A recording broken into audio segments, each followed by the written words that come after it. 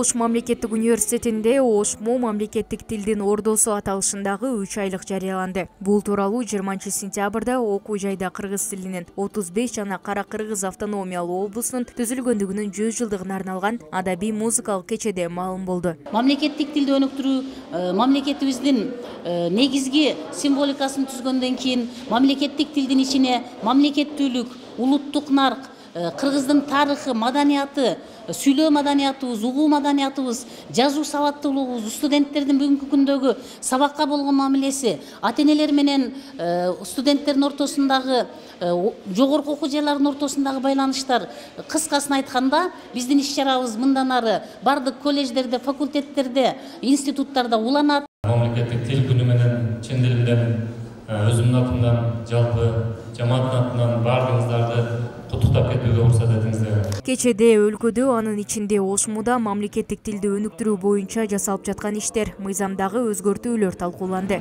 Айда жок. Тагдырдын осун көтөрүп. Ошмунун студенттеринин аткаруусунда коомдук ишмер Жусуп Абдрахманов эскерилип, ишмердүүлүгү боюнча сахналык көрүнүштөр коюлду. Кайран тилим калкыда калбайт, калка булур калкы жоктура албайт. Өгүз кандан беркарай өлбөй келип, өз элине тилим эчтите албайт. Ыйманбек Султанов Ошмунун киноакадемия адистигинин 2-курсунун студенти. Бүгүн ал Жусуп Абдрахманов жашаган учурдагы окуяны аткарды. Ыйманбек бул роль менен 1 жылдан бери чогуу жүрөт. Бизде Бабур театрында иштейм. Театрыбызда жакында эле Жусуп Абдрахмановдун спектакль коюлду. 100 жылдыгына карата Кара Кыргыз автономиялуу облусунун. Ошол спектакльде ойногом.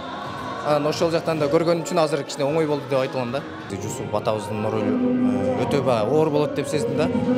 Анан өзүмө жоопкерчиликти алып, ушул ролду даярдадык.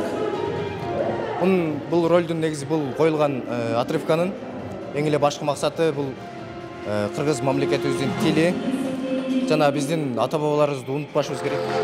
Кечеде мамлекеттик тил күнүнө карата көрүнүктүү ырчылардын аткаруусунда чыгармалар аткарылды.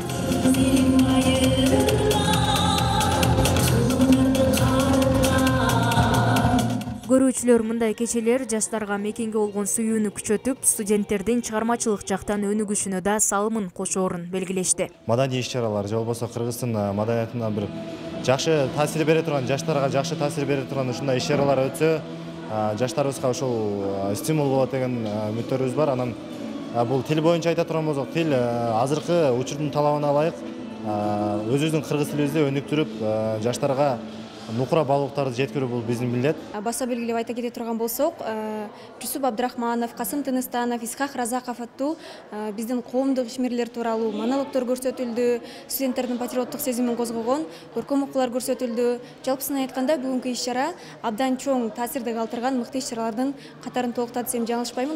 Болбосо келечекте бул эмне үчүн тилибизге канчалык пайда келет. Кыргызстанда мамлекеттик тил жөнүндөгү мыйзамдын кабыл алынганына 23-сентябрда 35 жыл болот. Бул күнгө карата өлкөдө жыл сайын атайын иш-чаралар өтүп турат. Мээрим Айтмаматова, Нурсултан Бакай уулу, Ошмо жаңылыктары. Мен күрөшүп келген, күрөшүп жаткан иштерден алдым болот.